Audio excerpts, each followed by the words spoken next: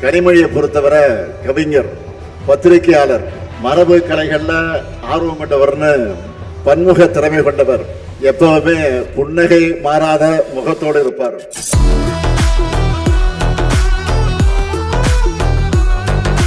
அதே வேளையில் நாடாளுமன்றத்தில் உரிமை குரல் எழுப்பும் போது கர்ஜனை மொழியாகவும் சீருவார். எங்க கிட்ட இருந்து காசு பணத்தை வாங்கி வைத்துக் கொண்டு புதிய கல்விக் கொள்கையை நீங்கள் ஏற்றுக்கொண்டால்தான் உங்களுக்கு நிதி வழங்கப்படும் என்றால், நாங்கள் தேர்ந்தெடுக்கப்பட்ட பிரதிநிதிகள் இல்லையா? தமிழ்நாடு அரசாங்கத்தை மக்கள் தேர்ந்தெடுக்கவில்லையா?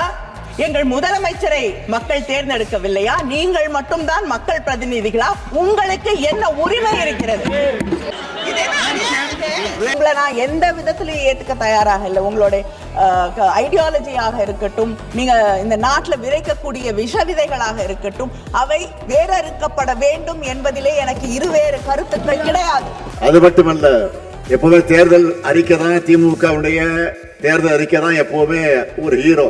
அந்த ஹீரோவையே தயாரிக்கும் பொறுப்பை இப்ப அவர் ஏற்றிருக்கிறார்.